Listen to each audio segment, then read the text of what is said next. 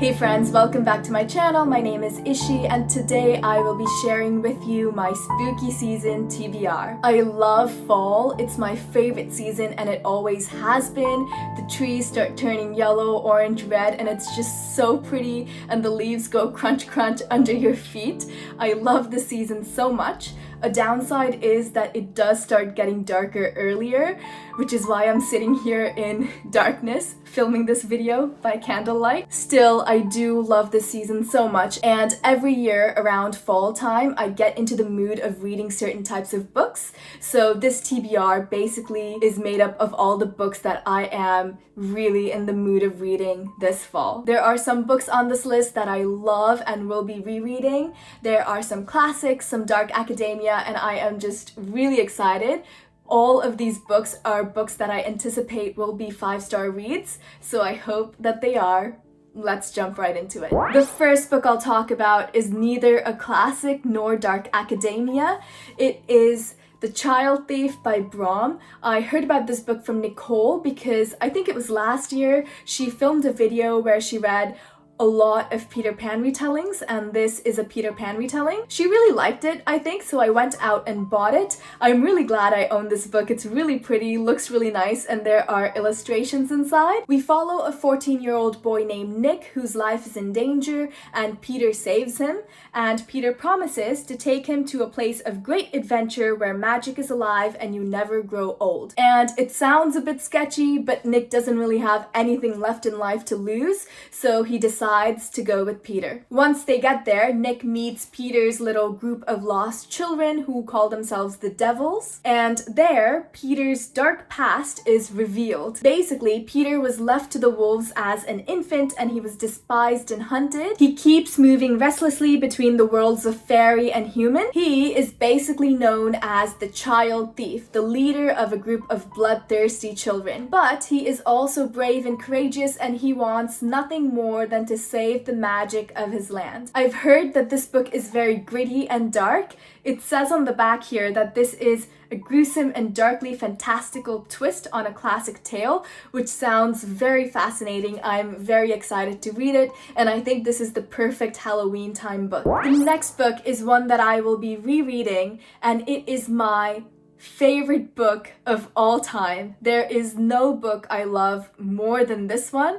If you think you know what it is, can you please pause this video and comment it down below and see if you get it right? Because I'm curious to know if this is common knowledge on my channel or not. Okay, it is The Secret History by Donna Tartt.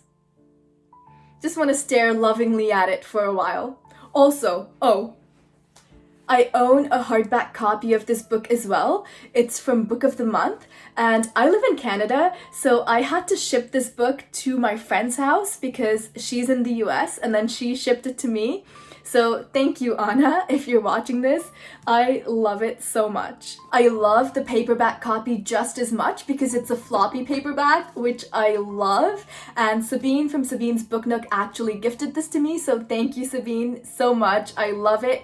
I am going to annotate this paperback copy and it's gonna be so amazing. I'm so excited for this reread. This book follows a group of friends who murdered someone in their friend group, and we know this from the very beginning. And for the rest of this book, we're trying to figure out why it happened, how it happened, and how they're going to deal with it. This book is very interesting to read because our narrator, Richard Papin, is very unreliable. He basically romanticizes this group of friends. He thinks that they are perfect, but in reality, if you look closer, all these people are kind of terrible. Like, I would not want to be friends with them because they are horrible people. And over the course of this book, Richard realizes this as well. I found the writing in this book to be very beautiful, and one thing that really stood out to me was the foreshadowing.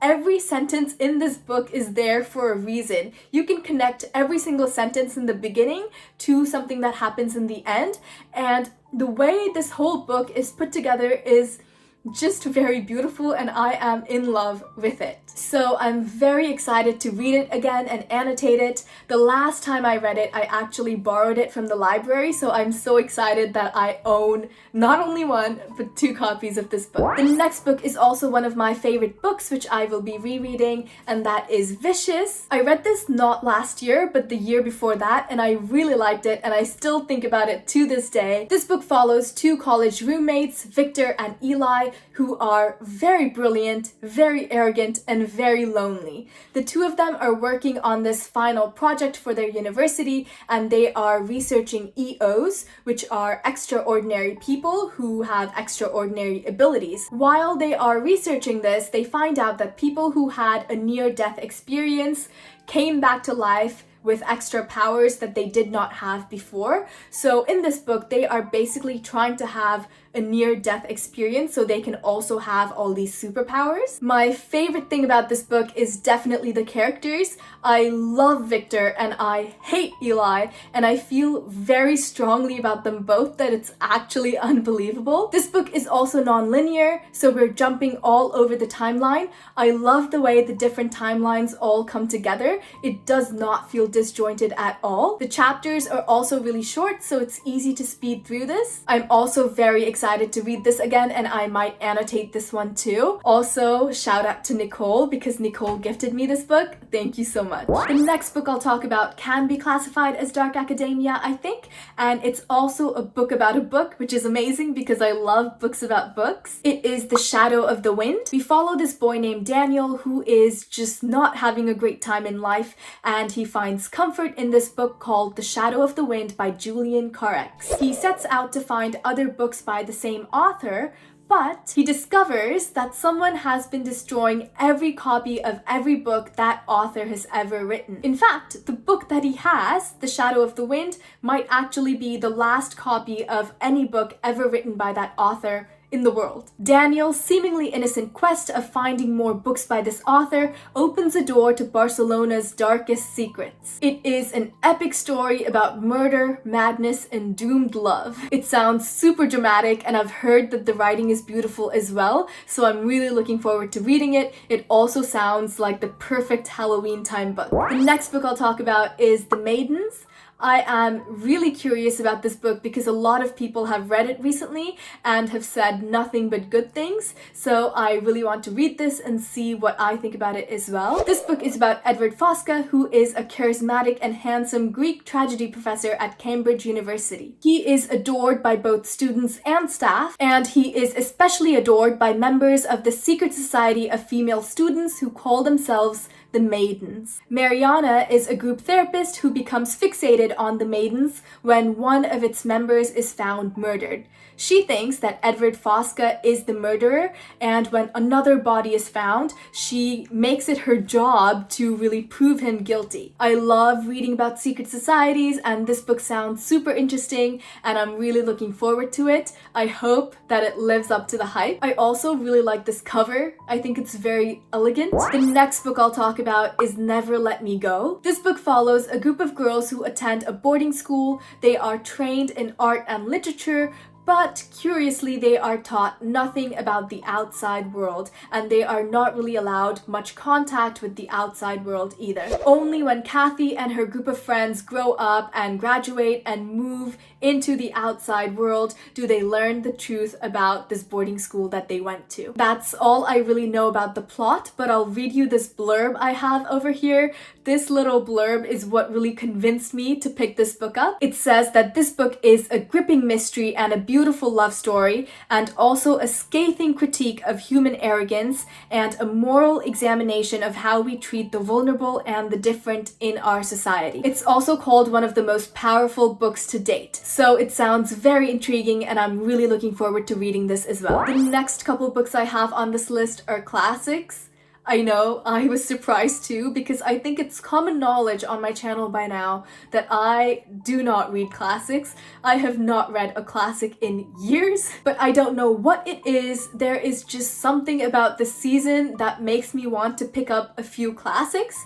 I think it's all the dark academia seeping into my skin. Anyway, I will be reading Picnic at Hanging Rock. This book is about a group of girls who attend this private college, of course, and they all decide that it's a perfect day to have a picnic out at Hanging Rock. After lunch, a group of 3 girls climbed into the blaze of the afternoon sun, pressing on through the shrub into the shadows of Hanging Rock, further, higher, till at last they disappeared, and they never returned. It sounds very fascinating, and I'm really looking forward to reading this. I have not been this excited to read a classic, ever. It also exudes dark academia energy, which I think is another reason why I'm really looking forward to reading it. I hope I like it. The next book I plan on reading is Dracula. I honestly cannot tell you much about this book because I do not know that much about it. Count Dracula is obviously a vampire, and this book is told in letters and diary entries. It's a very famous piece of Gothic literature and takes place in the Victorian era and is classified as horror. That's all I really know. I don't know what to expect from it. I hope I like it, though I'm not completely sure I will, but I sure hope I do. The next book is one I'm very, very excited to read. It is Frankenstein. Also, this cover is so pretty. I love it so much. It's very minimalistic and elegant and sleek. I saw this at the bookstore and I broke my 1-year-long book buying ban to buy it.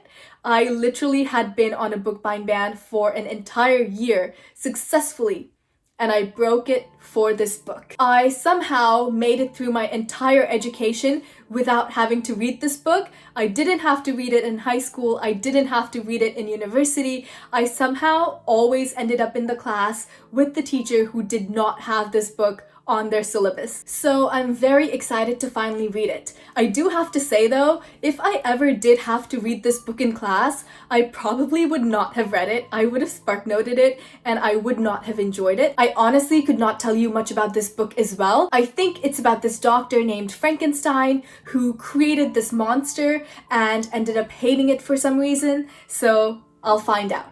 And I hope I like it. The last book I'll talk about is The Death of Ivan Ilyich by Leo Tolstoy, and I am really looking forward to reading this book as well. This book is about a man named Ivan Ilyich who is a high court judge, and he has never really thought much about death. One day, death announces itself to him, and he is shocked at being brought face to face with his own mortality. How will this very unreflective man face his one and only moment of truth? This story represents a very profound spiritual crisis that Tolstoy had in his own life. I'm really looking forward to reading it, and it's also very short. It's less than 100 pages, which is amazing because all of Leo Tolstoy's other works are really, really long. Super excited about that one as well. That wraps up my spooky season TBR. I am very, very excited to read all these books. Also, aside from The Child Thief and Vicious, none of the rest really classify as fantasy, which is really uncharacteristic for me because I always read fantasy.